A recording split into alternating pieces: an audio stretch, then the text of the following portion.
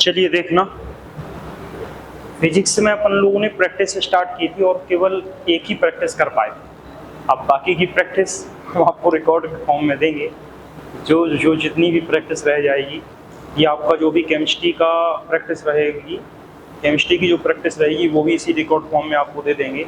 Biology में जो कुछ रह गया है पढ़ाना, वो वीडियो रिकॉर्ड करके दीदी से डलवा देंगे। जो टॉपिक दीदी पढ़ाएंगी, बाकी के जो टॉपिक रहे आएंगे वो हम कल रिकॉर्ड करके पूरा आपको रिकॉर्ड करके पूरा दे देंगे। कोशिश यही करेंगे कि रिकॉर्ड फॉर्म ही आपको दें। ज़रूरत समझेंगे तो फिर एक दिन के लिए बुलाएंगे, नहीं तो फिर नहीं बुलाएंगे। ठीक है ना, समझना। तो यहाँ पर समझना कहाँ तक प्रश्न हो गए थे अपने।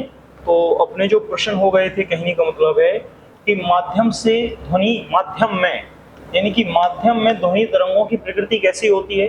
ना तो अनुदैर्ध्य ना अनुप्रस्थ, केवल अनुदैर्ध्य, केवल अनुप्रस्थ, अनुदैर्ध्य और अनुप्रस्थ दोनों।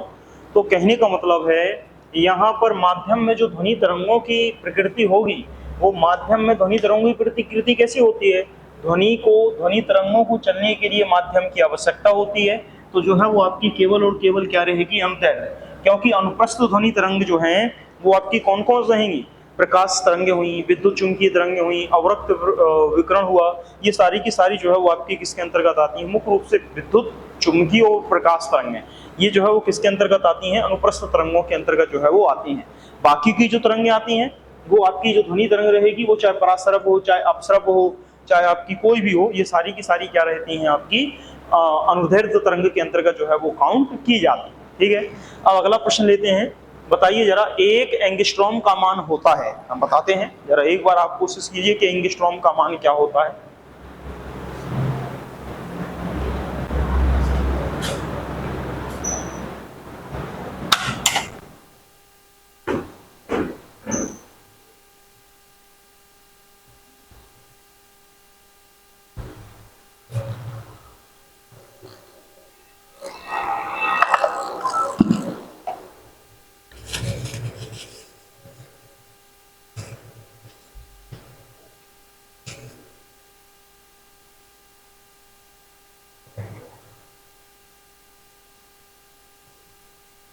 चलिए देखना, अब बोल रहे हैं कि एक एंगस्ट्रॉम का मान क्या होता है। तो ये सारे हमने लिखाए हैं आपको, चाहे एक एंगस्ट्रॉम बराबर हो, चाहे आपका एक नैनोमीटर बराबर हो, चाहे एक पिकोमीटर बराबर हो, मतलब कोई भी हो, सारे डाटा हमने आपको शुरुआती क्लास में लिखाए हैं फिजिक्स में। फिर भी देख लेते हैं यहाँ, चूंकि प्रैक्टिस की बात है। तो एक एंगस्ट्रॉम यानी कि जो एक एंगस्ट्रॉम का मान रहेगा वो हमेशा किसके बराबर रहेगा, 10⁻⁻10 मीटर के क्या रहेगा, बराबर रहेगा। यानी कि जो एक एंगस्ट्रॉम का मान है वो हमेशा किसके बराबर रहेगा, तो एक एंगस्ट्रॉम का जो मान है वो 10⁻⁻10 मीटर के क्या रहेगा, बराबर रहेगा। अब लेकिन अगर बात करें कि ये जो आपका पूछा गया है वो क्या पूछा गया, एक एंगस्ट्रॉम का मान माइक्रोन में पूछा गया है, मीटर में नहीं पूछा गया। अगर एक एंगस्ट्रॉम बराबर माइक्रोन ना लिखा होता, यहाँ मीटर लिखा होता, तो हम इसको टिक कर देते, लेकिन हम इसको टिक नहीं कर सकते क्योंकि यहाँ पर एक एंगस्ट्रॉम का मान मीटर में होता है 10⁻⁻10 मीटर। तो फिर हमसे एक माइक्रोन का मान क्या होता है, जरा वो देख लेते हैं कि एक माइक्रोन का मान कितना होता है। आप छोड़ो माइक्रोन, हमें जरूरत क्या है, हमें सीधा सीधा मीटर को किसमें बदलना है। कहने का मतलब है यहाँ जो मीटर है वो किसमें बदलना है, सिर्फ और सिर्फ किसमें बदलना है, माइक्रोन में। तो याद करो, या फिर आपको पता होना चाहिए, एक मीटर कितने के बराबर होता है। तो एक मीटर जो बराबर होता है वो 10⁻6 माइक्रोन के क्या होता है, आपका बराबर होता है। तो जब एक मीटर बराबर होता है 10⁻6 माइक्रोन और एक एंगस्ट्रॉम बराबर दिया है 10⁻⁻10 मीटर, तो हम मीटर की जगह पर क्या 10⁻6 माइक्रोन नहीं रख सकते, रख सकते, क्योंकि मीटर को किसमें बदल देंगे, माइक्रोन में। तो यहाँ पर अब एक एंगस्ट्रॉम का मान जो है वो कितने के बराबर आएगा, तो यहाँ पर जो एक एंगस्ट्रॉम का मान आएगा वो 10⁻⁻10 और एक मीटर जो दिया गया है उसको किसमें बदल दें, माइक्रोन में। तो माइक्रोन में बदलोगे तो कितना आएगा 10 की पावर 6। अब ये आधार समान है, यहाँ 10 की पावर -6 है, यहाँ 10 की पावर +6 है। तो आपको अगर अब सॉल्व करना है तो कैसे करेंगे, या आधार समान होती हैं तो घातें आपस में क्या कर दी जाती, जोड़ दी जाती। तो यहाँ पर क्या होगा 10 की पावर -10 और प्लस क्या होगा आपका 6। तो यहाँ पर 10 की पावर माइनस कितना आएगा 4, क्योंकि अब हम इसको किस में बदल चुके हैं, मीटर की जगह पर माइक्रोन में। तो यहाँ पर क्या लिख दिया जाएगा, माइक्रोन लिख दिया जाएगा। अर्थात एक एंगस्ट्रॉम बराबर कितने माइक्रोन के बराबर होगा, 10 की पावर -4 के। तो दिया गया सी ऑप्शन आपका क्या हो जाएगा, सही हो जाएगा। कोई डाउट हो आप पूछ सकते हो, कोई डाउट नहीं है तो अपन सीधे सीधे चल रहे हैं। ठीक है, अब कोई डाउट आप कैसे पूछोगे तो हमें व्हाट्सएप से पूछ लेना, हम सारे डाउट क्लियर करा देंगे। ठीक है, क्योंकि रिकॉर्डेड फॉर्म में तो कमेंट करने की कोई फैसिलिटी है नहीं अभी आपको।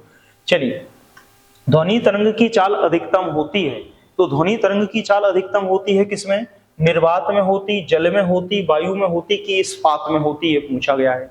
तो भैया ध्वनि तरंग की चाल देखो, निर्वात में तो ध्वनि तरंग की चाल 0 होगी, क्योंकि ध्वनि तरंग के लिए, ध्वनि तरंग को चलने के लिए किसकी आवश्यकता पड़ती है, कोई ना कोई माध्यम की आवश्यकता पड़ती है। अगर कोई कहे वायु में, तो वायु में लगभग 332 मीटर प्रति सेकंड के आसपास जो है वो आपकी इसकी जो है वो चाल रहती है। जल में इससे थोड़ा अधिक रहती है, शायद 350-55 के आसपास रहती है। और इस्पात में सबसे अधिक, कहने का मतलब है 5800, यानी कि इस्पात में जो रहेगी वो 5800 रहेगी। और अगर सबसे ज्यादा और अगर पूछे तो इस्पात से भी ज्यादा, कहने मतलब है एल्युमिनियम, एल्युमिनियम से भी ज्यादा बेरिलियम कहा जाता है। लेकिन आपको इतना ही याद रखना है क्योंकि बार बार इस्पात पूछा गया है और ज्यादा जो है वो आपसे पूछे नहीं गए हैं। तो यहाँ का जो टिक होगा वो आपका क्या हो जाएगा, इस्पात। अब अगले प्रश्न पर चलते हैं, यहीं तक हमने कल आपको छोड़ा था, अब यहीं के आगे चलते हैं। तो यहाँ दिया गया है, बताओ निम्नलिखित में से कौन विद्युत चुंबकीय तरंग नहीं है। तो ये तो आप बता ही सकते हो, हमने पूरी की पूरी आपको टेबल दे रखी है, ध्यान करो, हमने पूरी की पूरी आपको टेबल दे रखी है कि विद्युत चुंबकीय तरंग कौन है और विद्युत चुंबकीय तरंग कौन नहीं है। तो विद्युत चुंबकीय तरंग की बात अगर की जाएगी कि कौन कौन विद्युत चुंबकीय तरंग के अंतर्गत आएगा, तो विद्युत चुंबकीय तरंग के अंतर्गत रेडियो तरंग आएंगी। कहने का मतलब है जो रेडियो तरंग है वो आपकी किसके अंतर्गत आती हैं, विद्युत चुंबकीय तरंग के अंतर्गत आती हैं। जो माइक्रोवेव है, यानी कि जो सूक्ष्म तरंग है, कहने का मतलब जो सूक्ष्म तरंग है, जो माइक्रोवेव है, जो सूक्ष्म तरंग है, वो भी किसके अंतर्गत आएंगी, आपकी विद्युत चुंबकीय तरंग के अंतर्गत आएंगी। जो अवरक्त विकिरण है या अवरक्त प्रकाश है, ये अवरक्त प्रकाश भी किसके अंतर्गत आएगा, तो आपका जो विद्युत चुंबकीय तरंग के अंतर्गत आएगा। फिर अगर हम कहें परावैगनी विकिरण या परावैगनी प्रकाश कहें, तो परावैगनी प्रकाश भी किसके अंतर्गत आएगा, इसी के अंतर्गत आएगा। आपकी एक्स रेज, यानी कि जो आप एक्स्ट्रा वगैरह में करते हो, तो एक्स किरणें भी किसके अंतर्गत आएंगी, इसी के अंतर्गत आएंगी। फिर इसी में अगर बात करूं एक्स किरणों के अलावा जो गामा किरणें होंगी, वो गामा किरणें भी किसके अंतर्गत आएंगी, इसी के अंतर्गत आएंगी। तो विद्युत चुंबकीय तरंग में रेडियो तरंग भी आएंगी, सूक्ष्म तरंग भी आएंगी, अवरक्त प्रकाश भी आएगा, परावैगनी, एक्स किरणें और वाई किरणें, तीनों की तीनों किरणें जो है वो आपकी क्या रही होंगी, आ रही होंगी। तो जब तीनों किरणें इसके अंतर्गत आ रही हैं, तो अब यहाँ देख लो, मतलब ये सारी किरणें इसके अंतर्गत आएंगी। तो अब यहाँ देख लो, अवरक्त तरंग यानी अवरक्त प्रकाश वो भी इसमें आ गया, एक्स किरणें वो भी इसमें आ गई, सूक्ष्म तरंग यानी वो भी इसमें आ गई, जिसको माइक्रोवेव भी कहते हो, तो सूक्ष्म तरंग। अब पराश्रव तरंग ये ध्वनि तरंग है, तो ये विद्युत चुंबकीय तरंग के अंतर्गत नहीं आता। ध्यान करो, ध्वनि तरंगों के 3 प्रकार आपने पढ़े हैं। ध्वनि तरंग का पहला प्रकार कहने मतलब है जिसको हम कहते हैं अपस्रव। अपस्रव ध्वनि तरंग की आवृत्ति 20 हर्ट्ज से क्या होती है, कम। कहने मतलब जिसकी आवृत्ति 20 हर्ट्ज से कम हो वो अपस्रव ध्वनि तरंग कहलाएंगी, वो हमको सुनाई नहीं देंगी। श्रव्य ध्वनि तरंग जिनकी आवृत्ति 20 हर्ट्ज से 20,000 हर्ट्ज के बीच हो, तो वो आपकी क्या कहलाएंगी, श्रव्य ध्वनि तरंग कहलाएंगी। इनको हमारा मनुष्य का कान सुन सकता है। अपस्रव ध्वनि तरंग जिनकी आवृत्ति 20 हर्ट्ज से कम होती है, उनको कोई जानवर है, कुत्ता है, बिल्ली है, कहने का मतलब ये जानवर उन आवाजों को सुन पाते हैं। इसके बाद चमगादड़ नहीं सुनती। चमगादड़ जो है वो पराश्रव ध्वनि तरंग जिनकी आवृत्ति 20,000 हर्ट्ज से अधिक होती है, उन ध्वनि तरंगों को क्या करती है, उत्सर्जित करती है। तो वही जो पराश्रव ध्वनि तरंग उत्सर्जित करती है उन्हीं को उत्सर्जित करेगी, उसको दिखाई देता नहीं, ऐसा कहा जाता है। और वही ध्वनि तरंग जब टकरा के वापस लौट आती है तो वो समझ जाती है कि यहाँ कोई अवरोध है, और अगर ध्वनि तरंग टकरा के उसके पास नहीं आती है कानों तक, तो वो समझ लेती है कि ये मार्ग खाली है और आगे बढ़ जाती। तो यहाँ पर ध्यान रखना कि जो पराश्रव ध्वनि तरंग है वो किसका भेद रहेगा, ध्वनि तरंगों का भेद रहेगा। इसके अंतर्गत आपका अपस्रब, परास्रब और स्रब, तीन आएंगी जो ध्वनि तरंग के अंतर्गत रहेंगी। चलिए ये फिर रिपीट होके आ गया, कल भी हमने आपको बताया था। देखो भूमध्य रेखा पर कहे तो 0, यानी भूमध्य रेखा पर अगर कहे तो 0 और ध्रुव पर कहे तो 90, यानी कि भूमध्य रेखा पूछा है तो भूमध्य रेखा पर चुंबकीय भूमध्य रेखा यानी कि भूमध्य रेखा पर चुंबकीय नीति कोण का मान कितना होगा तो 0। फिर बात करते हैं डेसिबल। अब डेसिबल क्या है तो ध्यान करो, वाद्य स्वरक है, शोर का तरंगदैर्घ्य है, वाद्य यंत्र है या ध्वनि स्तर की एक माप है। तो जो ध्वनि स्तर की जो माप है जिसको हम किसके अंतर्गत मापते हैं, ध्वनि तीव्रता को डेसिबल के अंतर्गत मापते हैं। अधिकतम से अधिकतम WHO के द्वारा अगर देखा जाए तो 45 डेसिबल की ध्वनि जो है वो क्या की गई है, बताई गई है। मतलब कई मानकों के अनुसार 45 डेसिबल की ध्वनि जो है वो मानव कान के लिए सुग्राही मानी गई है। लेकिन अधिकतम से अधिकतम मनुष्य कितना सुन सकता है तो 55 से 60 तक जो है वो सुन सकता है। लेकिन अगर कोई कहे WHO के द्वारा तो 45 डेसिबल की ध्वनि जो है वो सुग्राही मानी गई है। तो यह एक प्रकार से क्या है, ध्वनि स्तर की क्या है, एक माप है जिसमें क्या किया जाता है, ध्वनि को क्या किया जाता है, मापा जाता है। फिर बात करेंगे किरचॉफ का नियम किसके संरक्षण से, तो कल ही हमने समझाया था। जब धारा लिखा हो, सर ने बताया भी था, स्पष्ट है धारा, प्रथम नियम आए अथवा ना आए, ये किसके संबंध से रहेगा, आवेश संरक्षण से रहेगा। लेकिन अगर दूसरा नियम पूछ ले, विभवांतर का नियम, कि किरचॉफ का विभव या विभवांतर का नियम किससे संबंधित है, ऊर्जा संरक्षण से है, ठीक है ना। क्योंकि जो आपका विभवांतर है वो वर्क यानी कि V बराबर W/Q और किया गया कार्य किस में बदल जाता है, ऊर्जा के रूप में बदल जाता है। अब आता है द्रव्यमान के कण की गतिज ऊर्जा E है। ये तो हमने आपसे बताई था कि ये प्रश्न तो पता नहीं कितनी बार पेपर में आया है। तो यहाँ पर दिया गया है कि m द्रव्यमान का पिंड है, m कोई द्रव्यमान है, इसकी गतिज ऊर्जा यानी कि गतिज ऊर्जा क्या है, काइनेटिक एनर्जी E है, m द्रव्यमान का पिंड है। तो बताओ इसका संवेग क्या होगा, तो याद करो गतिज ऊर्जा यानी कि गतिज ऊर्जा का फॉर्मूला क्या होता है, इसको हम बता भी चुके हैं। वैसे तो सीधा आपको याद होना चाहिए, P बराबर, वैसे तो सीधा याद होना चाहिए, वहां पेपर में निकालोगे नहीं, P बराबर सीधा टिक करोगे √2m × E, जहां m द्रव्यमान है, E गतिज ऊर्जा है, 2 कांस्टेंट है और P क्या है, संवेग। तो A विकल्प आपका क्या रहेगा, सही। फिर भी अगर कोई कहता है कि गतिज ऊर्जा, तो गतिज ऊर्जा के लिए सूत्र होता है 1/2 हाफ mv²। अब यहाँ पर क्या करते हैं, तो बताया था 1/2 है ही, mv² था ही, 1 m का गुणा यहाँ किया और 1 m का गुणा ऊपर किया तो नीचे करना पड़ा। m का गुणा इसमें करेंगे तो कितना आ जाएगा, ये आ जाएगा 1/2 m² v² अपॉन कितना आ जाएगा 2 v² m² v² को हम p² लिख सकते हैं अपॉन 2m। तो ये काइनेटिक एनर्जी को हम थोड़ी देर के लिए, काइनेटिक एनर्जी को थोड़ी देर के लिए मान लें, चूंकि मान दिया गया है कि वो ऊर्जा E है। तो E बराबर कितना आ गया, p² अपॉन कितना आ गया 2m आ गया। तो p² का मान कितना आएगा 2m × E आएगा। तो p बराबर अगर हम मान निकालेंगे तो √2m क्या आ जाएगा, E आ जाएगा। तो यहाँ पर p बराबर √2m जिस विकल्प में दिया गया हो, A विकल्प में क्या किया गया है, दिया गया है। तो यही आपका क्या हो जाएगा, सही हो जाएगा। चलिए आगे चलते हैं, देखना अब यहाँ पर क्या दिया गया है, ये बहुत ही सरल प्रश्न है, देखना। वर्षा की बूंदों के गोलीय आकार उल्लेख करने के लिए जल के निम्नलिखित में से किस गुण का प्रयोग किया जाता है। बहुत ही सरल है, आपने पढ़ा भी है कि वैसे तो पानी जो है वो ऊपर से फेंक दिया जाता है, लेकिन जब हम देखते हैं मतलब ऊपर से संघनित हो गया, यानी कि जब पानी बरसता है तब नीचे आता है तो वह गोलाकार रूप में ही बूंद हमको क्यों दिखाई देती है।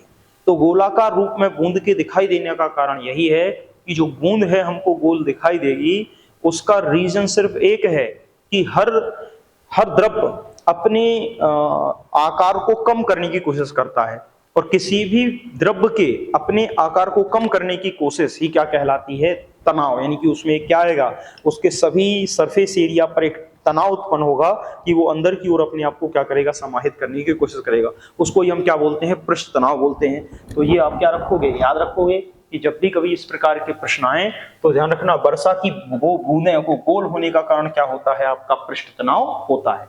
तो पृष्ठ तनाव को क्या रखेंगे आप। अब यहाँ आ जाओ, ये सवाल दिया गया है 4, 10 और 20 ओम के प्रतिरोधों को समांतर समूह से 15 वोल्ट की बैटरी से क्या किया जाता है, जोड़ा जाता है। तो परिणाम में धारा का मान क्या होगा, यानी कि धारा का मान आपसे क्या किया गया है, पूछा गया है। तो समझ लेते हैं कि धारा का मान जो है वो क्या होगा। देखना सर जरा, इसको भी देख लेते हैं। तो यहाँ पर इसको सॉल्व कर लेते हैं, देखना कहाँ सॉल्व करें इसको, या 1 मिनट, इसको यहाँ ले चलते हैं अलग से। इतना ही है सवाल सर, ठीक है ना, कट कर लिया यहां से।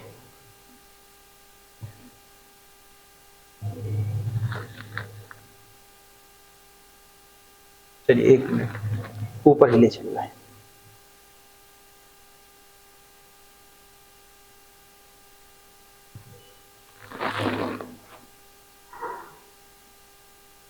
चलिए बस बस बस बस 2 मिनट से।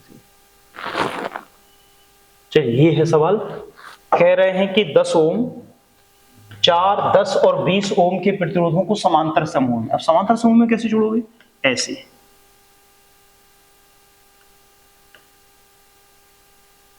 ऐसे,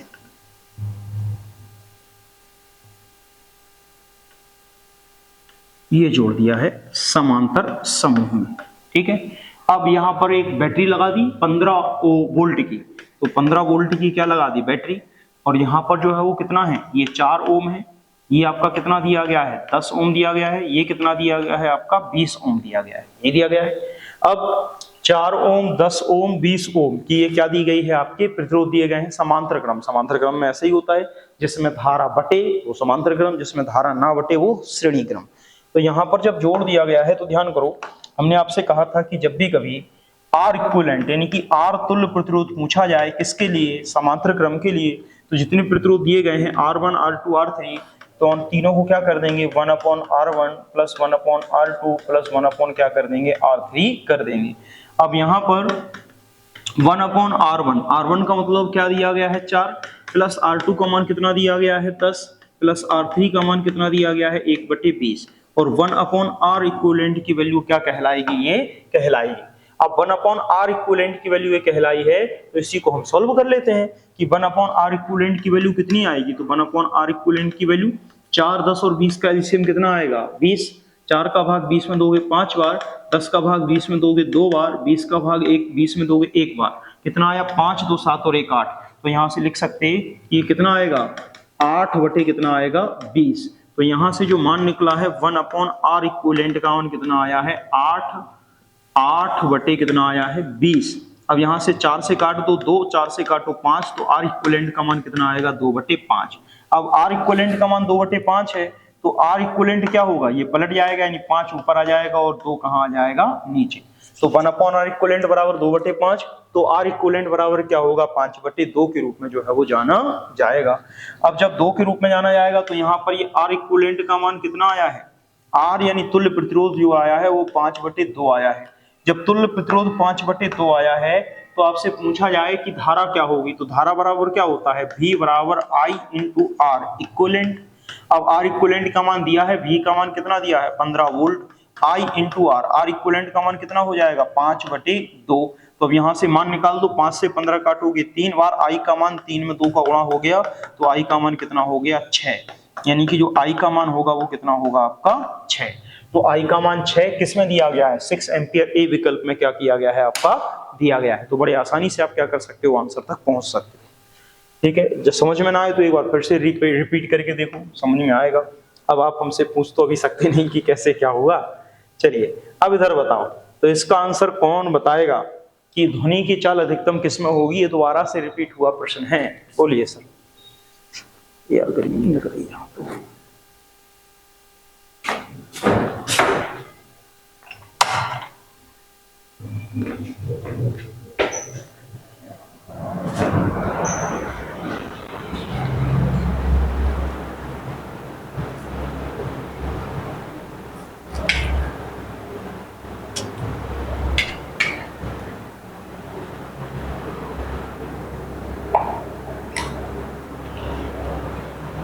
One minute, sir.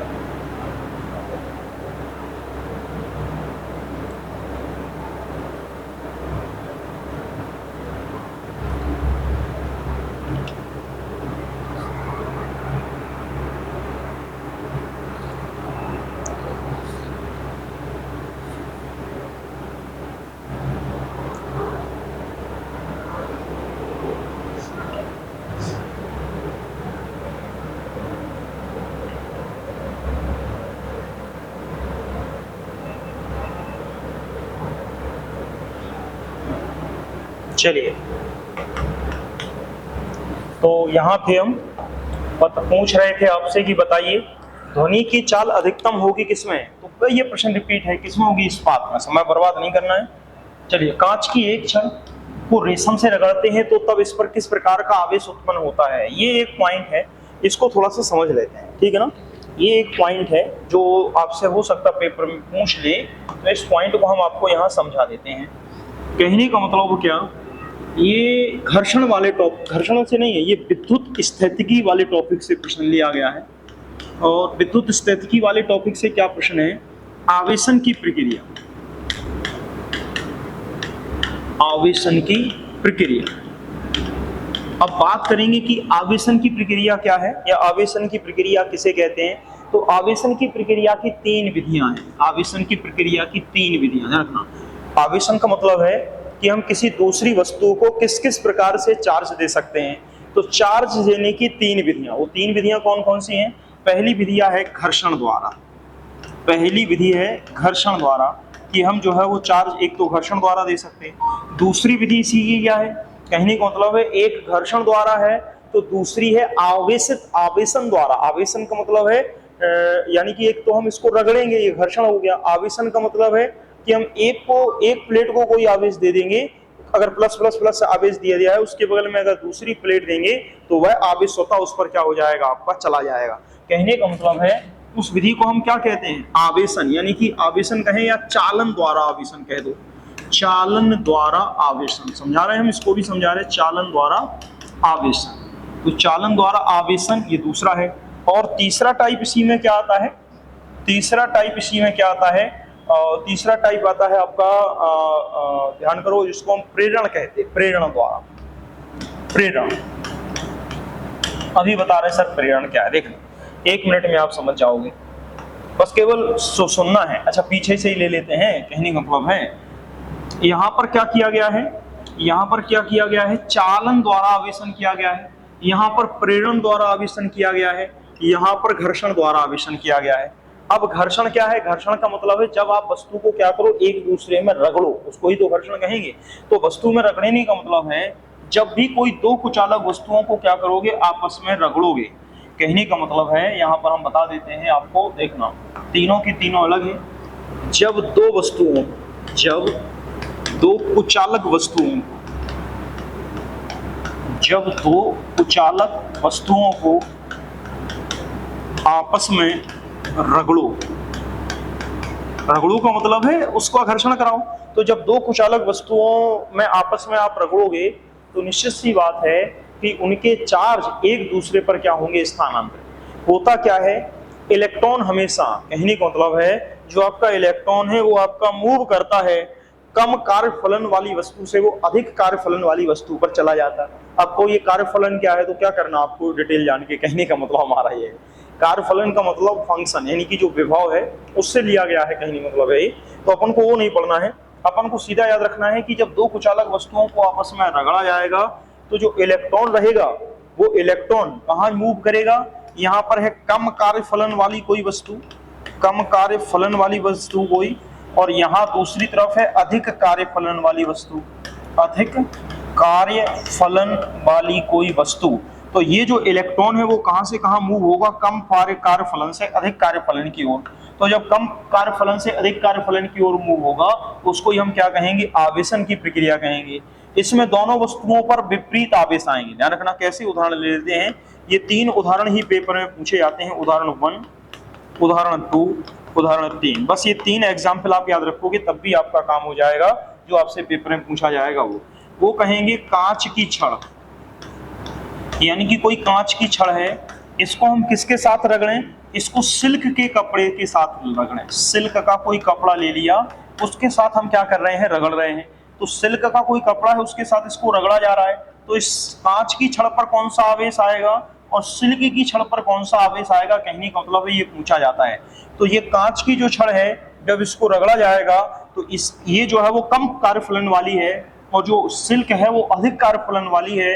तो इस पर से जो इलेक्ट्रॉन है वो कहाँ मूव कर जाएंगे? यहाँ। तो जिस पर इलेक्ट्रॉन मूव कर जाएंगे वो आपकी क्या हो जाएगी? निगेटिव, और जिसमें से इलेक्ट्रॉन निकल जाएंगे वो आपकी क्या हो जाएगी? पॉजिटिव। तो ध्यान रखना है कि हम घर्षण के द्वारा कांच की जो छड़ है वो पॉजिटिव हो जाती और जो सिल्क या कोई भी कपड़ा है, कहने का मतलब है सिल्क का कपड़ा है, वो आपका क्या हो जाता है, निगेटिव हो जाता। ठीक इसी प्रकार से देखा होगा बचपन में बहुत करते हैं सूखे बाल, यानी कि जो सूखे बाल हैं उन सूखे बालों पर अगर कंघा, कंघा का मतलब जो प्लास्टिक का जो कंघा रहता है कॉम, उसको अगर रगड़ा जाए तो जब प्लास्टिक के कंघे को हम इस सूखे बालों पर रगड़ते हैं तो यहाँ पर से जो इलेक्ट्रॉन है वो यहाँ मूव कर जाता, तो कंघा इलेक्ट्रॉन यानी कि माइनस चार्ज ग्रहण कर लेता और जो बाल है वो आपके क्या ग्रहण कर लेते, पॉजिटिव चार्ज ग्रहण कर लेते।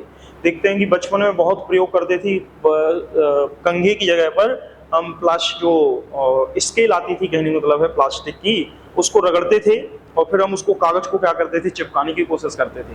तो यहाँ पर सूखे बालों पर पॉजिटिव चार्ज आ जाएगा और जो कंघा रहेगा वो किस चार्ज को पाएगा, निगेटिव चार्ज को पाएगा, इतना ही याद रखोगे। फिर इसके बाद यहाँ देख लो एक और उदाहरण आता है जिसमें ऊनी कपड़े यानी कि वूलन कपड़ा यानी कि ऊनी कपड़े।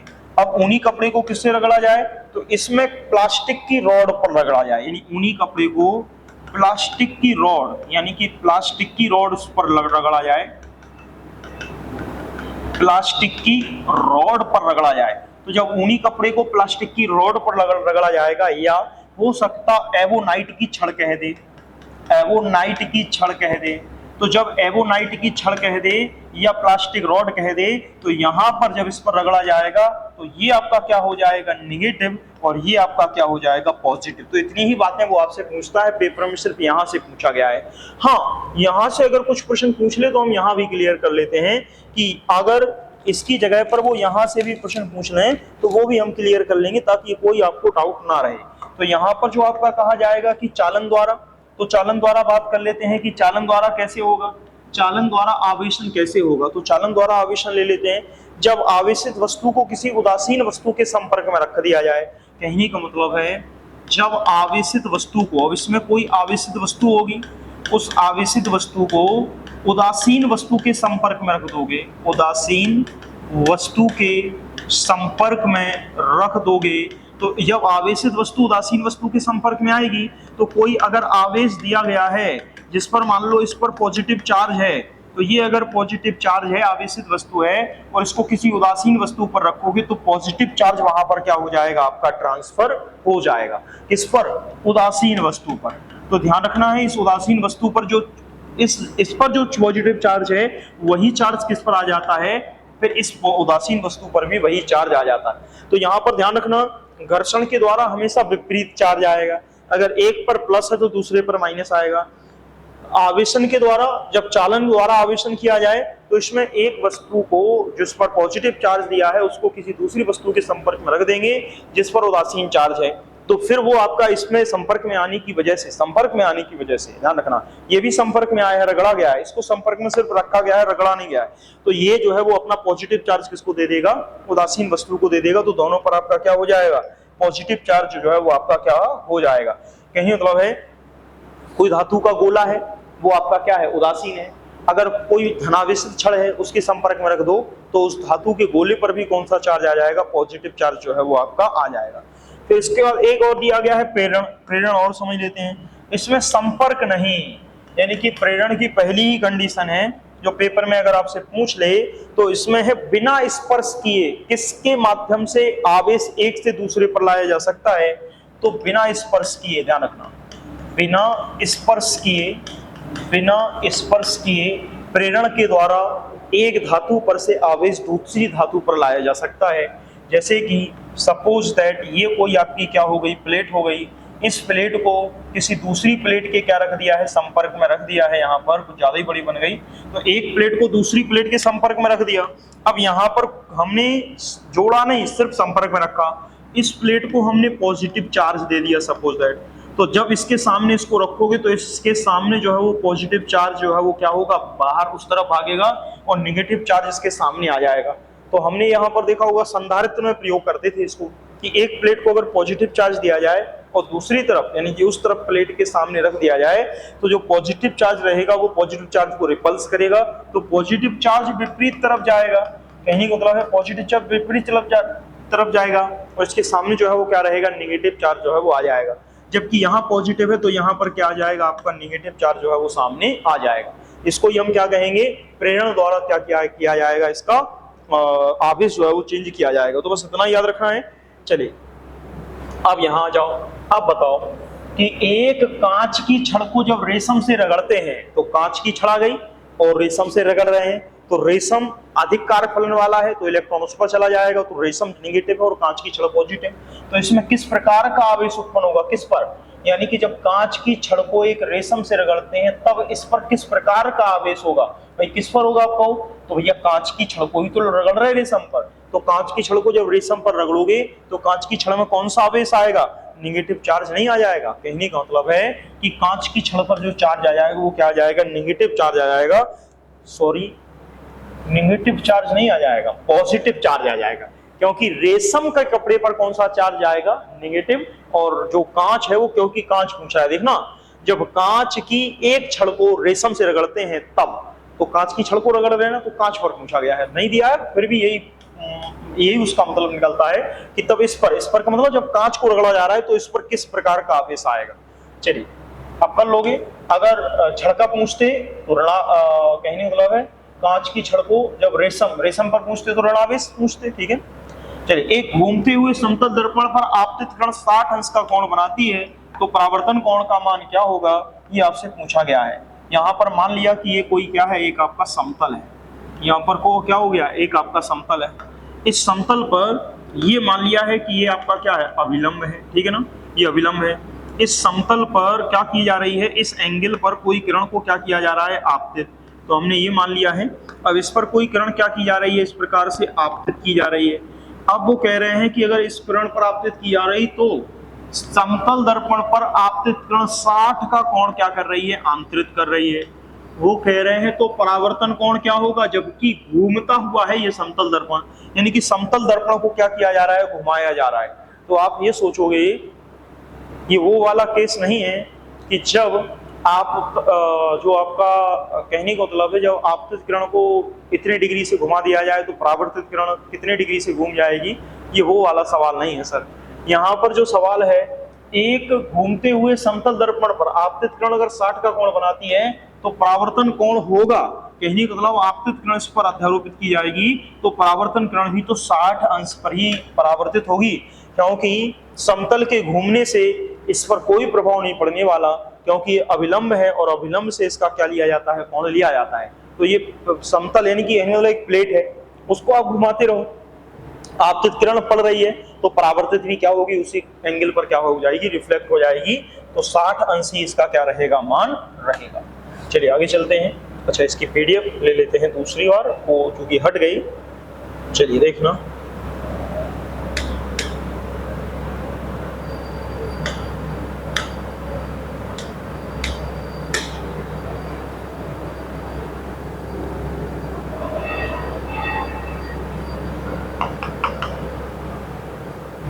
ठीक है। देखो यहाँ तक हुए 24 तक हुए प्रश्न। अब आगे लेते हैं सर, देखना अब ये सरल है प्रश्न, ये तो रिपीट हो रहे हैं बार बार। पदार्थ के संवेग और वेग के अनुपात को कौन सी भौतिक राशि, कहने का मतलब है कौन सी भौतिक राशि प्राप्त की जाती है। ये लिखा है पदार्थ के संवेग, यानी कि जो पदार्थ है उसका संवेग, यानी कि पदार्थ का संवेग और वेग के अनुपात को, तो सरल है ना सर। संवेग यानी कि संवेग बराबर क्या होता है, ध्यान करो, तो संवेग बराबर कहते हो वेग परिवर्तन की दर। अब इसमें संवेग में वेग परिवर्तन की दर कहाँ से आ गया, यानी कि संवेग है और वेग है, तो संवेग बराबर क्या होता है, P बराबर m इंटू v, सीधा फॉर्मूला ये लगाओ ना। तो जब संवेग बराबर क्या होता है, m इंटू v, द्रव्यमान गुणे वेग, यानी संवेग बराबर द्रव्यमान गुणे वेग ही तो होता है। तो जब संवेग बराबर द्रव्यमान और गुणे वेग है तो पूछा है कि संवेग और वेग के अनुपात को, तो वेग उसके नीचे ले आओ, तो संवेग यहाँ आ गया और वेग इसके कहाँ आ गया, नीचे आ गया, बराबर ये किसके होगा, ये जो है वो किसके कहलाएगा, द्रव्यमान के बराबर कहलाएगा। तो आपका दिया गया बी ऑप्शन क्या होगा सही, क्योंकि सीधे सीधा तो पूछा है पदार्थ के संवेग और वेग के अनुपात को कौन सी भौतिक राशि क्या करती है, प्राप्त करती है, कौन सी भौतिक राशि प्राप्त होती है। तो आप सीधा सीधा किस पर टिक लगाओगे, द्रव्यमान पर क्या लगा दोगे, टिक लगा दोगे। अब आते हैं अगले, दिया गया है 1 नैनोमीटर बराबर है तो 1 नैनोमीटर अगर बराबर दिया गया है कि क्या, तो अब बताओ सर, अभी तो हम बता के आए हैं आपको 1 नैनोमीटर बराबर जो होता है वो 10 की पावर 9 मीटर, ठीक है ना। 1 नैनोमीटर हम यहाँ समझा देते हैं आपको, 1 नैनोमीटर हमने आपको ये सब लिखाए हैं केस। 1 नैनोमीटर बराबर क्या होता है 10 की पावर -9 मीटर। अब लिख नहीं है सेंटीमीटर में पूछ रहे सर, वो कितना आसान है, कहने का मतलब इन्होंने मीटर में भले ही पूछा है। 1 नैनोमीटर बराबर 10 की पावर 9 मीटर है, लेकिन 1 मीटर बराबर हम तो जानते हैं कि कितने सेंटीमीटर होता है 100 सेंटीमीटर। कहने का मतलब 1 मीटर बराबर कितना होता है 100 सेंटीमीटर, सेंटीमीटर में दिया गया है तो मीटर को किस में बदल दो सेंटीमीटर में। तो ये 1 नैनोमीटर तो रहेगा ही, 1 नैनोमीटर तो रहेगा ही, इसको हम चेंज करेंगे तो 10 की पावर -9 इंटू मीटर को किस में बदलेंगे सेंटीमीटर में, तो कितना आ जाएगा 100 सेंटीमीटर। अब 100 का मतलब क्या है, तो 10 की पावर 9 गुणे 10 की पावर +2 और ये कितना दिया है सेंटीमीटर। अब इसको ही हमको क्या करना है, सॉल्व करना है। तो 10 आधार समान है, घातें आपस में जुड़ जाएंगी, तो 10 की पावर क्या आ जाएगा -7 सेंटीमीटर। तो जिसमें दिया गया हो ए विकल्प में दिया गया है कि 1 नैनोमीटर बराबर क्या होगा 10 की पावर -7 सेंटीमीटर होगा। आई थिंक इस टाइप के सवाल भी आपसे नैनोमीटर, पिकोमीटर या जो भी आपका दिया गया हो उससे रिलेट करके पूछ लिया जाता है। चलिए आगे चलते हैं। अब ये बताइए इनमें से किसने क्या की है, खोज की है। तो खोज के बारे में बताया गया है रोंगेटन, यानी कि एक्स किरणों की खोज किसके द्वारा की गई है, तो ये तो सीधा ही है कि एक्स किरणों की जो खोज की गई वो किसके द्वारा की गई है, रोंगेटन के द्वारा की गई है। रोंगेटेजेन लिख दिया है, पर रोंगटन भी कह सकते हो, कहीं नहीं मतलब रोंगटन, ठीक है ना, या रोंगेटेजोन लिखा है तो वो भी सही है। तो एक्स किरणों की खोज तो इन्होंने ही की थी, तो आपका दिया गया विकल्प यही सही है। हमने आपको वहाँ एक सीट भी दी है, उसमें सभी वैज्ञानिकों के खोजकर्ता दिए हैं और हमने आपको बताया था कि सिर्फ और सिर्फ खोजकर्ता ही पेपर में क्या किए जाते हैं, पूछे जाते हैं। इसके बाद मैक्सवेल हुए, रदरफोर्ड हुए, टर्सैली हुए। तो आपके जो मैक्सवेल हैं इनके द्वारा किसकी खोज की गई, विद्युत चुंबकीय तरंग की। इनके द्वारा जो खोज की गई विद्युत चुंबकीय तरंग की। तो मैक्सवेल का सिद्धांत, मैक्सवेल का चुंबकीय सिद्धांत या मैक्सवेल का विद्युत चुंबकीय सिद्धांत, तो विद्युत चुंबकीय तरंग की खोज किसके द्वारा की गई है, मैक्सवेल के द्वारा। रदरफोर्ड ने किसकी खोज की है, परमाणु मॉडल की, यानी रदरफोर्ड ने किसकी खोज की है, परमाणु मॉडल की। ध्यान करो, ईंट पर नाचो, पर यानी कि प्रोटॉन और रा का मतलब रदरफोर्ड, ये शब्द आप भूलोगे नहीं, ईंट पर नाचो, ठीक है ना। तो ईंट कहने का मतलब है electron Thomson, proton Rutherford, neutron Chadwick, ये आपको बताया था कहने का मतलब है। तो यहाँ पर रदरफोर्ड ये परमाणु मॉडल दिया है, तो इन्होंने एक्स किरणों की खोज नहीं की है, जिसमें इन्होंने क्या किया था, आपका एक प्रकार से नामांकन किसी ने दिया था और खोज किसी ने की थी। तो आप परमाणु मॉडल रदरफोर्ड के लिए याद रखोगे, तो इसमें टिक क्या होगा, ए विकल्प जो है वो आपका क्या हो जाएगा, टिक हो जाएगा। चलिए ये बताइए, ये दिया गया है निकाय के ताप में परिवर्तन 50 डिग्री सेंटीग्रेड है, तो केल्विन स्केल पर ताप में परिवर्तन क्या होगा, बोलिए सर। यानी कि किसी भी निकाय में दिया गया है ताप परिवर्तन 50 डिग्री सेंटीग्रेड है और फिर पूछा गया है कि केल्विन स्केल पर ताप परिवर्तन क्या होगा। तो बताइए सर, क्या हमने आपको बताया नहीं है, बताया है। ध्यान करो, 0 डिग्री केल्विन बराबर होता है -273.15 के, लेकिन इसका प्रयोग हम कब करेंगे, सेल्सियस में। इसका प्रयोग तो जब करेंगे जब हमें केल्विन से सेल्सियस में बदलना हो या सेल्सियस से केल्विन में बदलना हो। अब यहाँ पर ऐसी कोई बात नहीं की गई, यहाँ कहा गया है निकाय के ताप में परिवर्तन 50 डिग्री सेंटीग्रेड है। 50 डिग्री सेंटीग्रेड का मतलब है कि जो आपका निकाय है उसमें परिवर्तन हो रहा है, ताप में चेंज हो रहा है 50 डिग्री। तो फिर केल्विन स्केल पर परिवर्तन क्या होगा, तो भैया परिवर्तन तो सेम ही होता है, चाहे जितने का आप सेल्सियस में कर लो उतने का ही आप क्या करोगे केल्विन में। तो जब परिवर्तन पूछा जाए, जितने का परिवर्तन केल्विन में होगा उतने ही का परिवर्तन किस में लिया जाएगा, सेल्सियस में। तो यहाँ पर दिया गया विकल्प क्या होगा, 50 केल्विन ही होगा, क्योंकि परिवर्तन पूछा है। ये कहता 50 डिग्री सेंटीग्रेड केल्विन में कितने टेम्परेचर को बताएगा, तो फिर हम 50 डिग्री सेंटीग्रेड को किसमें बदलते, केल्विन में बदलते, वो मान अलग होता, लेकिन वो तो किया नहीं गया है। यहाँ पर सीधा सीधा क्या कर दिया गया है, यहाँ पर सीधा सीधा कहने का मतलब है तापमान बदलने के लिए क्या करते हो, के बराबर अगर केल्विन में बदलना है तो 0 डिग्री, कहने का मतलब है सी, यहाँ सॉरी सी प्लस क्या कर देते हो, सामान्यता 273.15 पूरा होता, लेकिन 273.15 कर देते। अगर यहाँ पर ये कहता कि सेल्सियस में जो मान 50 डिग्री है, केल्विन में यही मान कितने केल्विन होगा, तब आप यहाँ पर क्या रखते, सी की वैल्यू कितनी रखते 50, और 273 में क्या कर देते 1.5 में जोड़ देते। तो जोड़ देते तो देखना 50 तो यहाँ जुड़ेगा तो 0.15 यही आया, ये 3 आया, 7 5 12 आया, और ये आपका कितना आ गया 3, तो 323। तो आप गलती से ये मत टिक लगा देना कि सीधा झोंक दो जोड़ दो, ये भैया बढ़िया है 273 में जोड़ के उत्तर पा गए, पर ताप परिवर्तन पूछा है तो ताप परिवर्तन में क्या नहीं करना है, आपको जोड़ना नहीं है, आपको क्या टिक लगाना है 50 केल्विन क्या करना है टिक लगाना है, क्योंकि डिफरेंस पूछ रहा है यहाँ, परिवर्तन पूछ रहा है। सेल्सियस में जितना परिवर्तन होगा उतना ही परिवर्तन किसमें किया जाएगा, केल्विन में किया जाएगा। चलिए आगे लेते हैं। अब ये तो सवाल सरल हो गया आपके लिए। हमने कहा प्रतिरोध वाला सवाल तो लगभग हर पेपर में आपको मिल जाएगा। देखो तीसरी बार शायद मिल रहा है या दूसरी बार ये सवाल, तो हर पेपर में आपको मिलेगा ये सवाल।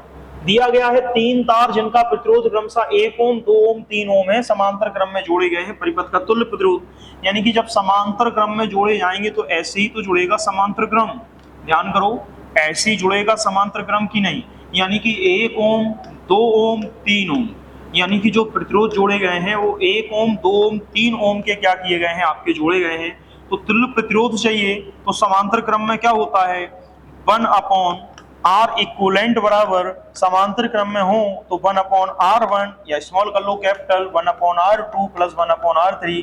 अब पेपर में ये रायता मत फैलाना, सीधा जोड़ देना 1/1 प्लस 1/2 प्लस 1/3। एलसीएम लोगे कितना आएगा 6, 1 का भाग 6 में दिया, 6 6 का गुणा 1 प्लस 2 3 6 प्लस 3 दूनी 6, कितना आ गया 3 2 5 6 5 11/6। तो ये जो 11/6 ये किसका मान है, ये जो 11/6 है ये 1/R इक्विवेलेंट का मान है 11/6। तो जब R इक्विवेलेंट करोगे तो ये पलट जाएगा, कितना आएगा 6/11।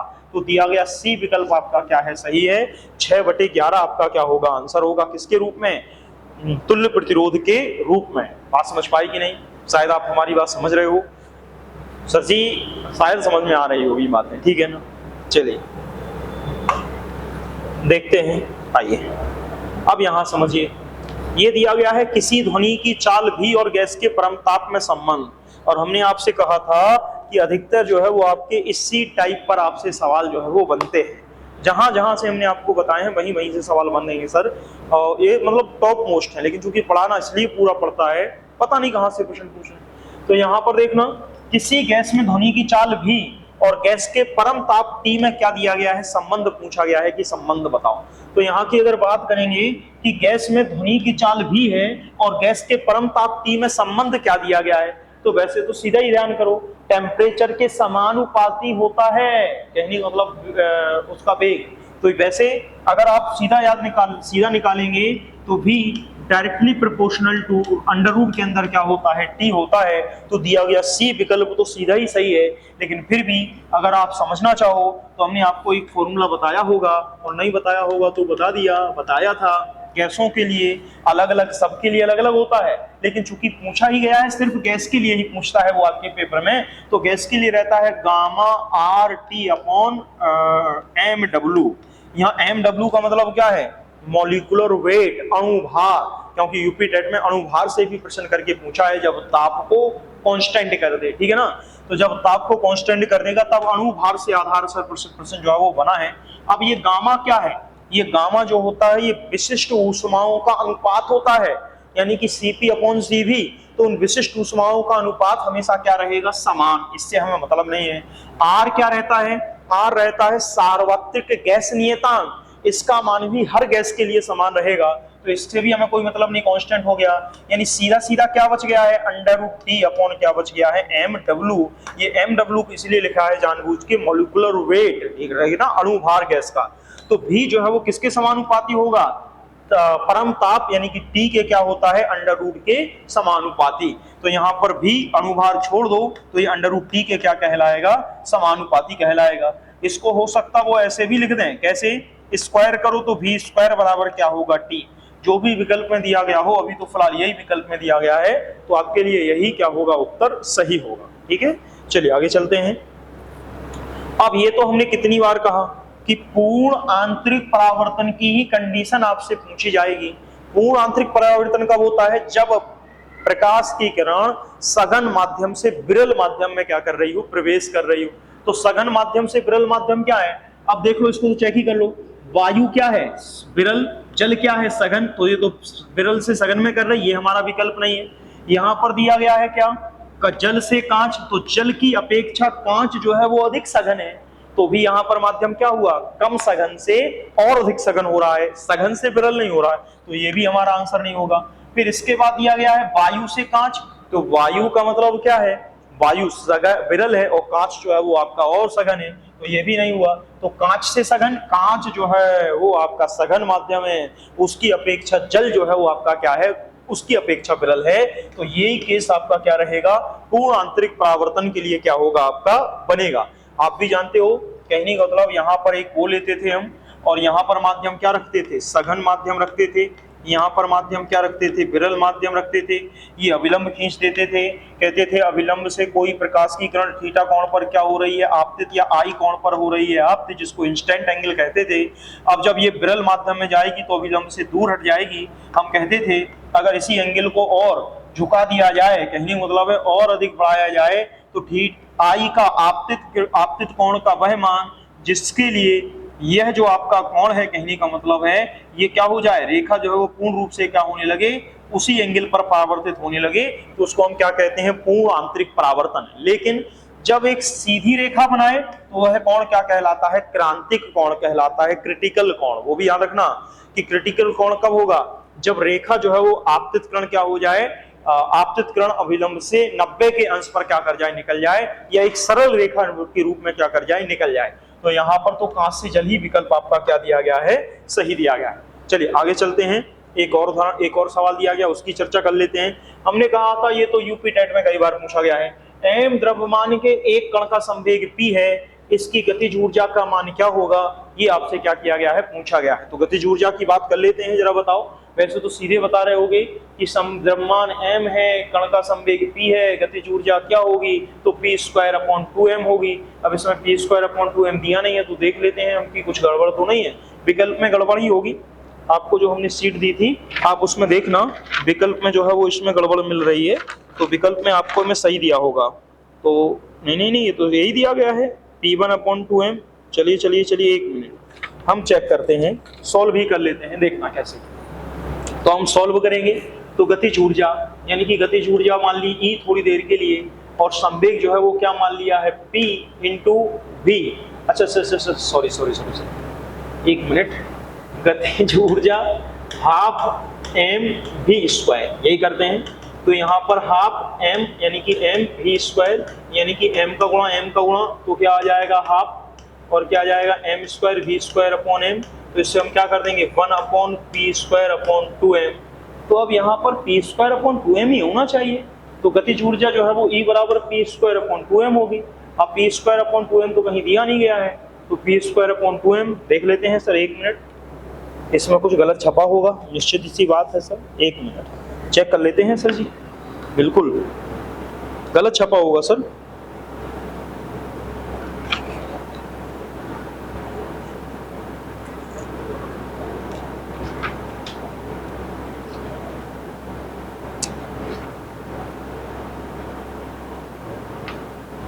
हाँ सर गलत छपा है, ये p²/2m होगा और ये p²/m होगा। वो किताब में गलत छपा है, आप उसको सही कर लें। यानी कि जो आपकी किताब दी गई है, हमने आपको जो फोटो स्टेट करा के दी थी वो किताब की थी, तो उसी में आपका क्या छपा हुआ है गलत। तो ये p²/2m, भाई हम कह रहे थे कि सीधा है कि काइनेटिक एनर्जी बराबर होती है p²/2m। ये कई बार पूछ रहा है, कई बार ऐसे भी पूछ लेगा कि संवेग के रूप में, तो देखना E काइनेटिक एनर्जी है बराबर p²/2m है, तो अगर p² बराबर मान निकालेंगे तो 2m ही नहीं आएगा, 2me बराबर p², तो p² बराबर 2me, तो अंडर रूट में क्या आ जाएगा 2me बराबर क्या आ जाएगा, p आ जाएगा कि नहीं आ जाएगा। यानी p का मान जो है वो किसके बराबर रहेगा, √2me के क्या रहेगा, बराबर रहेगा। चलिए आगे चलते हैं। ये सवाल कुछ ज्यादा ही कठिन आ गया, यूपी टेट 2016 में आया। देखो जब इस प्रकार के सवाल आए और अगर समझ में ना आए तो छोड़ने में ही भलाई है, हम सॉल्व कर दे रहे हैं भी यहाँ, लेकिन अगर पेपर में आपको मिले और टाइम वेस्ट नहीं करोगे आप बिल्कुल भी, ऐसे सवालों को बिल्कुल क्विट कर जाओगे जब टाइम लगे तो। देखना क्या है, ये कह रहे हैं 2 किलोग्राम द्रव्यमान का एक पिंड चिकने क्षैतिज तल पर, तो ये कोई चिकना क्षैतिज तल है, ये मान लिया कि ये कोई चिकना क्षैतिज तल है। इस चिकने क्षैतिज तल पर एक कोई पिंड है, ये मान लिया, इसका जो वजन है वो कितना है, 2 किलोग्राम है, तो इसका जो द्रव्यमान है वो 2 किलोग्राम है, ठीक है ना। अब ये क्या कर रहा है, 10 मीटर प्रति सेकंड के प्रारंभिक वेग से पूर्व दिशा में गतिमान है। तो ये किस दिशा में गतिमान है, तो दिशाएं क्या मानोगे, हमने कहा हमेशा बोर्ड के अनुसार मानेंगे। ये हो गई दिशा, ये पूर्व दिशा हो गई, ये आपकी पश्चिम दिशा हो गई, ये ऊपर की उत्तर दिशा हो गई, और नीचे की क्या होगी, दक्षिण दिशा। तो 2 किलोग्राम का पिंड पूर्व दिशा की ओर गतिमान है, तो इस दिशा की ओर जो है वो गतिमान है, किस वेग से चल रहा, 10 मीटर प्रति सेकंड के प्रारंभिक वेग से। तो u का मान दिया है, ये कितना दिया है, 10 मीटर प्रति सेकंड के प्रारंभिक वेग से क्या कर रहा है, ये आपका चल रहा है। अब वो कह रहे हैं कि क्या किया जाए इस पर, अब वो कह रहे हैं कि इस पर क्या किया जाए, तो उन्होंने क्या किया कि पिंड पर 10 न्यूटन का एक समान बल उत्तर दिशा में कार्य करता है, यानी कि एक सी पिंड पर एक 10 न्यूटन का बल किस दिशा की तरफ लगा दिया, उत्तर दिशा की तरफ लगा दिया।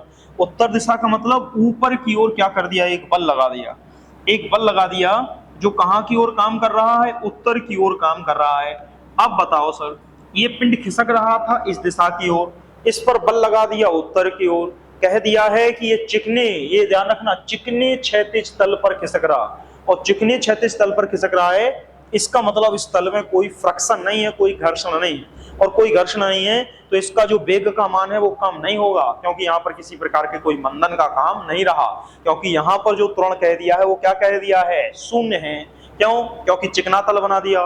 तो अब यहाँ पर ये जो पिंड था वो 10 मीटर प्रति सेकंड के वेग से यहाँ जा रहा था, हमने ऊपर की ओर क्या कर दिया है, एक बल लगा दिया है, 10 न्यूटन का एक समान बल उत्तर दिशा में कार्य करता है। तो पूछा है कि 2 सेकंड बाद पिंड का अंतिम वेग होगा, क्या वेग होगा और किस दिशा में होगा, ये आपसे पूछा गया है। ये तो बात निश्चित है, पिंड जा रहा था यहाँ, ऊपर की ओर बल लगा दिया है, तो देखते हैं कि आखिर पिंड जो है वो कहाँ की ओर भागेगा। तो निश्चित है कि इसका रिजल्टेंट ही हमेशा लिया जाता है, फिजिक्स में आप खुद समझते हैं कि जब 2 डायरेक्शन की बात कहें तो उसका रिजल्टेंट क्या होता है, परिणामी के रूप में जो है वो आपका निकाल लिया जाता है। अब दिशा तो यही होगी, कहने का मतलब है, अब किस प्रकार से निकालेंगे वो थोड़ा समझ लेते हैं, दोनों चीजें, ठीक है ना। ये पाइथागोरस प्रमेय ही आप समझ लो, कहने का मतलब है कि ये आपका y अक्ष हो गया, ये x अक्ष हो गया, ये आपको निकालना है, तो इसको हम ऐसे मान लेते हैं, ये y अक्ष है, ये x अक्ष है, तो ये क्या होगा, तो इसका स्क्वायर प्लस इसका स्क्वायर अंडर रूट के अंदर कर्ण का स्क्वायर का मान निकालने के लिए ध्यान आ रहा होगा। तो ये पूरी की पूरी कंडीशन यही है, यानी कि इसको हम इसके बराबर मानेंगे या इसके बराबर मान लो, ये पूरी की पूरी क्या हो गई, उत्तर दिशा में विस्थापन है, ये आपका पूर्व दिशा में विस्थापन है, ये उत्तर दिशा में, तो परिणामी क्या आएगा, इसके कर्ण के बराबर आएगा, फिर उसके उसी रिजल्टेंट के बराबर रहता है परिणामी से। तो अब यहाँ पर पढ़ा होगा आपने, एक बल यहाँ है, एक बल यहाँ है, तो इसका परिणामी हमेशा कहाँ होता है, यहाँ होता है। अब इसी के अनुसार सवाल सॉल्व करते हैं। ये सवाल समझ में ना आए तो परेशान नहीं होना, बहुत कठिन है सवाल, मतलब थोड़ा कठिन है, ऐसे सवाल छोड़ देना पेपर में, लेकिन फिर भी अभी तो हम आपको लगा देते हैं, सारे पॉइंट समझा भी देते हैं। देखना सब एक एक करके, स्टेप बाय स्टेप समझना। देखना सबसे पहले क्या दिया था, अब इसको थोड़ा और छोटे में कर लेते हैं, समझ में आ गई है कि कहानी क्या है, तो इसको थोड़ा छोटे में करते हैं। देखना क्या दिया है, यहाँ पर जो मान दिया गया है, पिंड का वेग दिया गया है, सॉरी द्रव्यमान दिया 2 किलो, पिंड का प्रारंभिक वेग दिया 10 मीटर प्रति सेकंड, लेकिन इस पर उत्तर दिशा में बल कितना लगाया जा रहा है, 10 न्यूटन का क्या लगाया जा रहा है, बल जो है वो उत्तर दिशा में क्या किया जा रहा है, लगाया जा रहा है 10 न्यूटन। और 2 सेकंड बाद पिंड का अंतिम वेग क्या होगा, तो इस बल को कितने सेकंड तक लगाया गया, 2 सेकंड तक लगाया गया, समय जो है 2 सेकंड। तो यहाँ पर जो समय दिया गया है वो कितना दिया गया है, समय दे दिया है उन्होंने 2 सेकंड, यानी कि 2 सेकंड तक उस बल को क्या किया गया है, आपका लगाया गया है। अब जब 2 सेकंड तक उस बल को लगाया गया है तो देख लेते हैं अब इस पर त्वरण क्या काम करेगा। भाई जब न्यूटन लगाओ, बल लगाओगे तो निश्चित सी बात है कि ये जो है वो अपने ऊपर की तरफ इस पर बल लगाओगे तो यहाँ पर कोई ना कोई त्वरण आएगा। तो F बराबर फॉर्मूला होता है m इंटू ए। F का मान 10 न्यूटन है, पिंड का भार 2 किलोग्राम है, रख दो पता चल जाएगा कि त्वरण का मान कितना है। तो 10 बराबर 2 इंटू ए से काटोगे 5, यानी कि त्वरण का मान कितना आ गया 5, या तो यहाँ लिख लो त्वरण का मान 5 या यहाँ लिख लो। और त्वरण का मान किस में रहता है, मीटर प्रति सेकंड स्क्वायर में क्या आ जाता है, त्वरण का मान आ जाता। तो हमने सबसे पहले ये जो त्वरण निकाला है, किस दिशा की तरफ निकाला? ये त्वरण ऊपर की ओर, उत्तर दिशा की ओर काम करेगा, पूर्व दिशा की ओर कोई त्वरण नहीं है। यहाँ पर त्वरण का मान शून्य होगा, क्योंकि चिकना तल है और चिकनी तल पर जो है वो घर्षण बल काम नहीं करेगा। तो यहाँ पर त्वरण जो है वो आपका शून्य है। ये जो त्वरण है वो आपका उत्तर दिशा की तरफ जो है वो क्या कर रहा है, लग रहा है। तो अब उत्तर दिशा की तरफ वेग और निकाल लेते हैं कि उत्तर दिशा की तरफ वेग क्या होगा। तो उत्तर दिशा की तरफ वेग क्या होगा, लगाते हैं फॉर्मूला। वी पाई मान लिया है, उत्तर दिशा की तरफ वेग है। वी एक्स यू एक्स मान लिया है, यानी कि ये आपका जो है वो पूर्व दिशा की तरफ वेग है। तो वी वी वी बराबर यू प्लस ए टी, यही समीकरण आता है गति का पहला। अब वी बाई का मतलब है इसलिए क्योंकि हमें उत्तर दिशा की तरफ चाहिए, तो हमने एक अलग सा अक्ष दे दी बाई। जीरो, क्या प्रारंभिक वेग कुछ होगा? नहीं होगा प्रारंभिक वेग। कहने का मतलब क्या है, यहाँ पर आपको आप कहो कि ये तो पूर्व दिशा की तरफ जा रहा था, तो इसका तो कोई ना कोई वेग होगा। कोई वेग नहीं होगा, क्योंकि ये फिसल रहा था, और जब फिसल रहा था तो उसका प्रारंभिक वेग है, अंतिम वेग में उस पर बल लगाया गया, वो भी उत्तर दिशा की तरफ। तो शुरुआती वेग इसका क्या मान लिया जाएगा, जीरो। यानी कि इसका जो शुरुआती वेग है वो जीरो है। ए का मतलब कितना निकाले हो, त्वरण 5 इंटू टी का मान कितना दिया गया है, समय 2 सेकेंड, तो 2। तो वी वाई का मान कितना आ जाएगा, 10। यानी कि वी वाई का मान जो आएगा वो कितना आएगा, 10 मीटर प्रति सेकेंड। और वी यू एक्स का मान कितना था, 10 मीटर प्रति सेकेंड। अब आप रिजल्टेंट निकाल सकते। कहने का मतलब कुल परिणामी वेग अगर पूछा जाए, परिणामी वेग अगर आपसे पूछा जाए कि परिणामी वेग क्या होगा, v का मान क्या होगा, तो अंडर रूट के अंदर कहोगे वी एक्स का स्क्वायर, या सॉरी यू एक्स कर लो, यू एक्स का स्क्वायर प्लस वी पाई का स्क्वायर। ये आपका क्या कहलाएगा, परिणामी वेग का मान कहलाएगा। तो जब परिणामी वेग का मान ये कहलाएगा कि अंडर रूट के अंदर यू एक्स का स्क्वायर प्लस वी वाई का स्क्वायर, इसका मान रख दो तो 10 का स्क्वायर प्लस कितना आ गया, 10 का स्क्वायर। अब 10 का स्क्वायर आ गया तो कितना आ गया, 100 तो कितना आ गया, 200। 200 का वर्गमूल लोगे तो 10 बाहर निकलेगा, अंडर रूट के अंदर क्या बचा रहेगा, 2, क्योंकि 100 गुणे 2 तो 10 बाहर आ गया, अंडर रूट के अंदर 2 है। अब बताओ सर, ये परिणामी वेग का मान 10√2 है, तो ये सी और डी ऑप्शन तो कट गए, आंसर तो 10√2 होगा, ए और बी में से कुछ होगा। अब ना भी सॉल्व करो, आप इतना तो समझ सकते हो, जब उत्तर दिशा की तरफ बल लग रहा है तो पिंड भी उत्तर दिशा की तरफ ही तो मूव करेगा, दक्षिण दिशा तरफ थोड़ी जाएगा। फिर भी नहीं माने मन, तो निकाल लेगा कि tan थीटा का मान कितना आएगा, देख लेते हैं।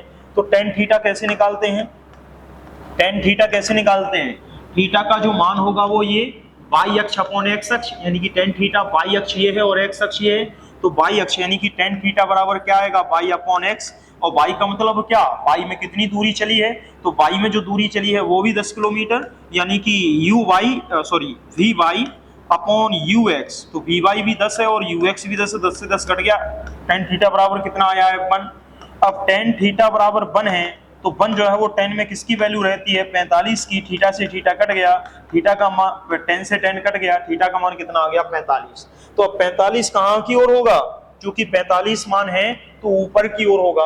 अगर 135 कुछ होता तो नीचे की ओर होता, कहने का मतलब, या तो और कुछ होता माइनस में जाता, कहने का मतलब, लेकिन यहाँ प्लस में है तो ये ऊपर की ओर जाएगा। तो ए विकल्प आपका सही है, पूर्व से 45 डिग्री उत्तर की ओर क्या करेगा, पिंड मूव करेगा। ये सवाल थोड़ा कठिन था, ऐसे सवाल बहुत रेयर केस आते हैं। देखो 2016 में एक हमको सवाल मिला, ऐसे सवाल वैसे आते नहीं हैं, ऐसे सवाल जो है वो आपके पेपर में आते नहीं हैं, लेकिन चूंकि मिल गया तो कोई बात नहीं, हमने इस सवाल को भी क्या कर लिया है, हल कर लिया है। चलिए अब आगे चलते हैं, थोड़ा सा और समझते हैं कि और कौन से सवाल हैं। चलिए अब ये तो सरल सवाल है, देखना बड़े आसानी से इन सवालों को लगा लेंगे। देख दिया है, निम्नलिखित में से चुंबकीय क्षेत्र का मात्रक नहीं है, तो चुंबकीय क्षेत्र का मात्रक क्या नहीं है, तो वेबर नहीं है। सीधा सीधा टिक तो यही होगा, क्यों, ये जो वेबर जो है वो आपका जो मात्रक दिया रहता है, ये चुंबकीय फ्लक्स का मात्रक होता है। अब वो चुंबकीय क्षेत्र और चुंबकीय फ्लक्स तो अलग है। चुंबकीय क्षेत्र जो है वो मैग्नेटिक फील्ड है, चुंबकीय फ्लक्स एक निश्चित क्षेत्र का जैसे हम कहते हैं अनुप्रस्थ क्षेत्र अगर निकाल लें तो वो चुंबकीय फ्लक्स के रूप में जो है वो क्या है आपका जाना जाएगा।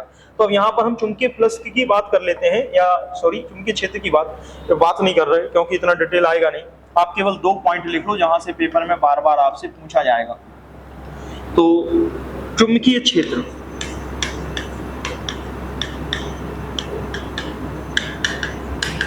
चुंबकीय क्षेत्र का जो मान रहेगा, कहने का मतलब है वो किस में रहेगा, वो चुंबकीय क्षेत्र का जो मात्रक रहता है वो टेस्ला, यानी कि चुंबकीय क्षेत्र का जो मात्रक रहता है, चुंबकीय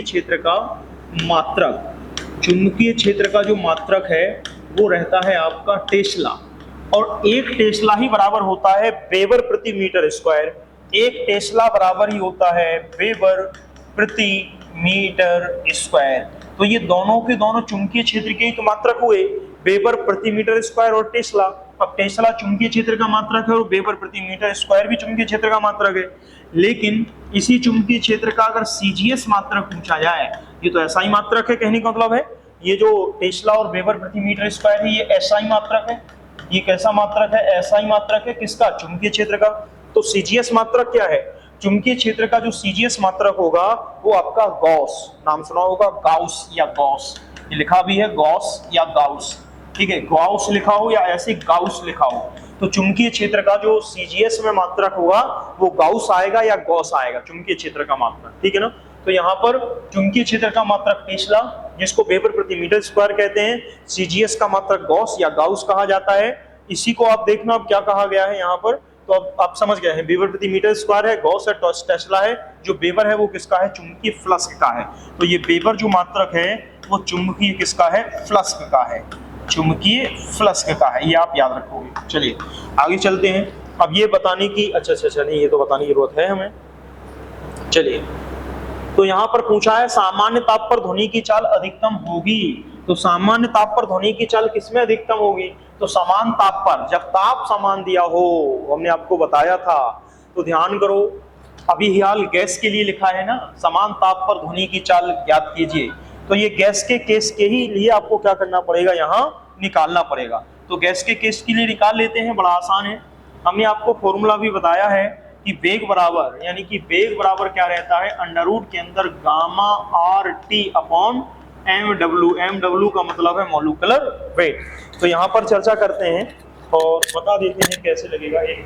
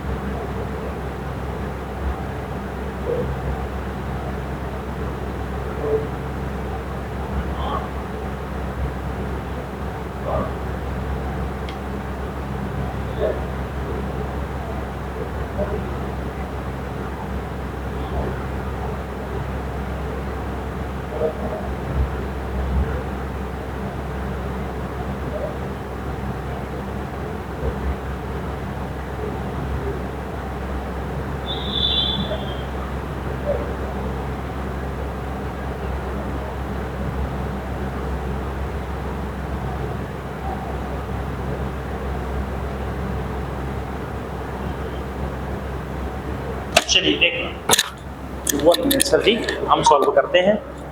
समान ताप पर ध्वनि की चाल अधिकतम होगी। तो समान ताप पर ध्वनि की चाल अधिकतम किसमें होगी? ये आपसे क्या किया गया है? पूछा गया है। चलिए देखना किसमें अधिकतम होगी। तो V बराबर गामा आर टी, ये गामा फिर वही विशिष्ट ऊष्माओं का अनुपात है, यानी कि जो CP/CV का अनुपात दिया रहता है गामा। R जो है वो सार्वत्रिक गैस नियतांक होता है, T टेम्परेचर है, MW मॉलिक्यूलर वेट है, अणुभार है। तो अब यहाँ पर जब ये तो कांस्टेंट है, ये कांस्टेंट, ताप भी कह दिया है कांस्टेंट, तो V जो है वो किसके व्युत्क्रमानुपाती होगा? MW यानी मॉलिक्यूलर वेट के क्या होगा? व्युत्क्रमानुपाती होगा कि नहीं होगा? तो यहाँ पर कहने का मतलब है V व्युत्क्रमानुपाती MW, जिसका मॉलिक्यूलर वेट अधिक है उसका वेग कम होगा, जिसका मॉलिक्यूलर वेट कम है उसका जो है वो आपका वेग का मान क्या होगा? अधिक होगा। सीधी सी कहानी है। तो मॉलिक्यूलर वेट देख लो किसका किसका अधिक है, जिसका कम है उसका वेग अधिक है।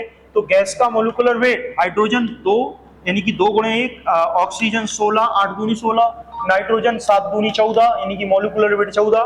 तो किसका अधिक है? इसका अधिक है। तो ऑक्सीजन में ध्वनि की चाल कम होगी। किसका कम है? हाइड्रोजन का कम है। तो जब कम मान रखोगे नीचे 2, तो ऊपर इस वाला जो व्युत्क्रमानुपाती वाला मान होगा ये आपका बढ़ नहीं जाएगा अगर ये मान कम होगा। तो निश्चित सी बात है कि आप समझ गए हैं कि जब भी कभी ध्वनि की चाल अधिकतम पूछी जाए तो वहां सॉल्व करने मत बैठना, देखना किसका मोलिकुलर वेट कम है, जिसका मोलिकुलर वेट कम उसका वेग ज्यादा, जिसका मोलिकुलर वेट अधिक उसका वेट उसके उसमें चाल ध्वनि की चाल कम। तो सीधा सीधा आप क्या टिक करोगे, हाइड्रोजन, ठीक है ना। और अगर कम पूछे तो आपका क्या होगा, ऑक्सीजन, ठीक है ना। चलिए अब ये तो कर लोगे, ये तो सीधे सीधा है, बहुत सरल सवाल दिया गया है। 1.5 ओम यानी 1.5, 0.05 तथा 0.25 ओम के प्रतिरोध श्रेणी क्रम में जोड़े गए हैं। हाँ क्या मजा आ गया, श्रेणी क्रम का सवाल ही बढ़िया है। क्यों, सीधे सीधे जोड़ दो। R इक्विवेलेंट का मान है R1 plus R2 plus R3। अब R1 का मान कितना है 1.5, R2 का मान कितना है 0.05 प्लस R3 का मान कितना है 0.25, यही दिया है। अब यहाँ पर अगर मान निकालें तो 1.5 जोड़ दो सीधा, 1.5.05.25, कहने का मतलब यहाँ दशमलव कितना आ गया 25, जोड़ दो 5 5 10 हासिल 5 2 7 1 8 .1 1.80, किसमें दिया 1.80 ओम, पहले विकल्प में दिया है। इससे सरल सवाल नहीं मिल सकता प्रतिरोध का, आ जाए तो मजा ही है, सीधी की ना सर। चलिए आगे लेते हैं, देखना, चलिए आगे लेते हैं। समझ रहे होंगे ये सारे सवाल जो है वो आपके क्या हैं, एक प्रकार से सरल ही सवाल हैं। यहीं तक हम कर लेते हैं, कहने का मतलब है 38 सवाल। अब इसके बाद जो रह जाएंगे सवाल वो हम आपको अगली उसमें करा देंगे। वैसे तो सारे सवाल जो है वो आपकी कंप्लीट अब कर लोगे, आगे जो है वही रिपीटेशन वाले सवाल हैं, ठीक है ना। फिर भी हम एक और क्लास लेंगे इसकी और उसमें भी कंप्लीट करा देंगे। ये और एक सवाल है, देखना इसमें क्या दिया गया है। एक उत्तल लेंस जिसकी फोकस दूरी 0.5 मीटर है, एक अवतल लेंस जिसकी फोकस दूरी 1 मीटर है को जोड़ा जाता है, परिणामी लेंस की क्षमता होगी। देखना क्या, ये थोड़ा अच्छा सवाल है, देखना क्या है।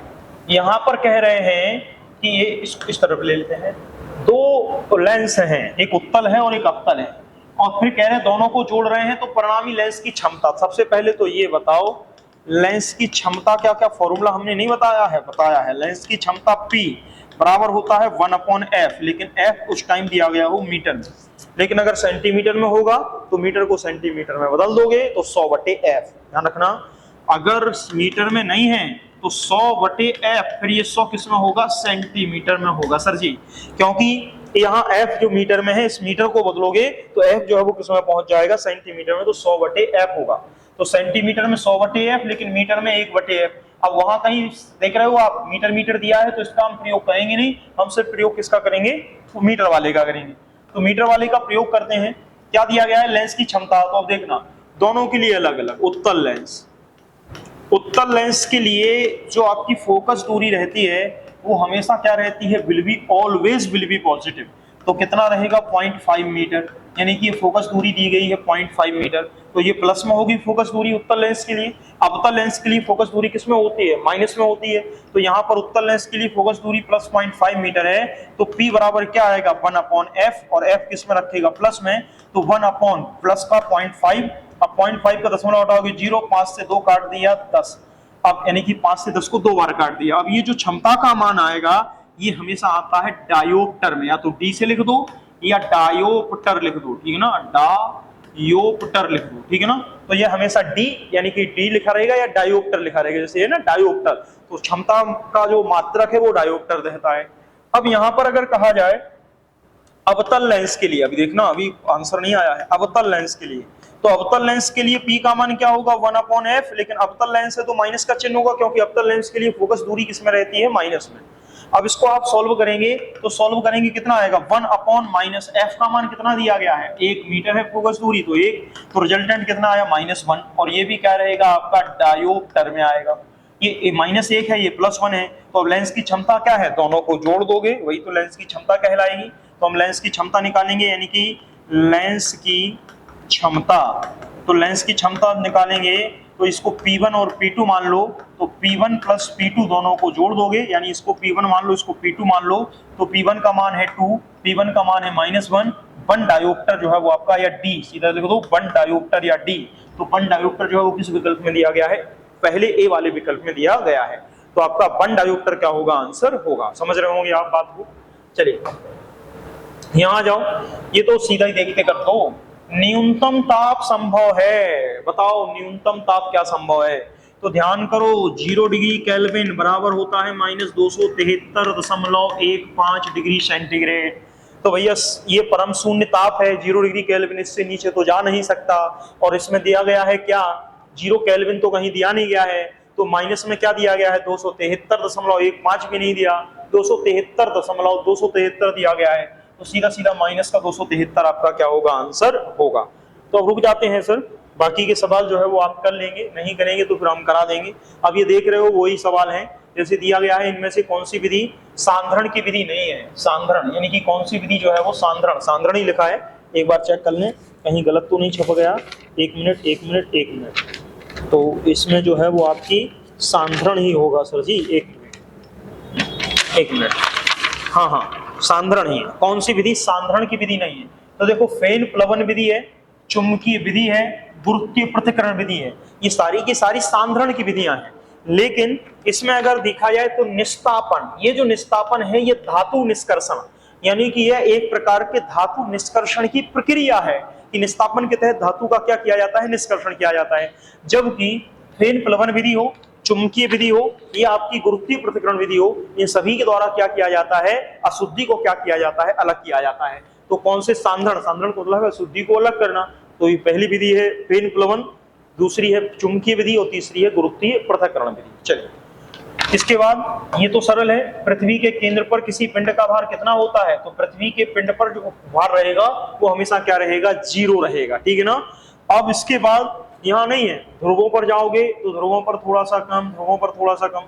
चलिए ठीक है, इसको अब आगे करा देंगे हम, वैसे तो ये सब सरल ही सवाल हैं, कर लोगे आप कि पृथ्वी के केंद्र पर 0 है, 1 मीटर अभिलंब जो है वो 1 पास्कल के बराबर रहेगा, 1 मीटर क्षेत्रफल स्क्वायर अभिलंब से करने वाला दाव बराबर बल बटे क्षेत्रफल, तो पास्कल आएगा। 1 जूल में 10 की पावर 7 अर्ग होते हैं। ये सरल से सवाल हैं, फिर भी हम करा देंगे। किसी मशीन यांत्रिक के लिए प्रयुक्त होने वाला जो प्रयुक्त बल होता है वो क्या कहलाता है, तो दक्षता कहलाता, निर्गम कहलाता, भार कहलाता, क्या कहलाता। तो अब यहीं रुक जाते हैं, आगे की कहानी कल आपको मतलब बताएंगे, ठीक है ना।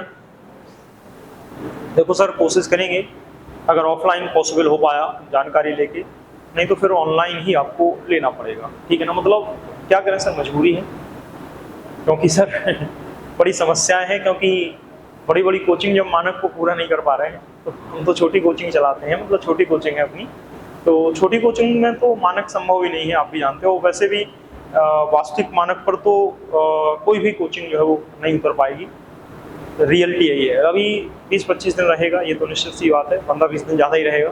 तो यही है कि आग जल रही है तो उस दौरान शांत रहना चाहिए। चलिए सर।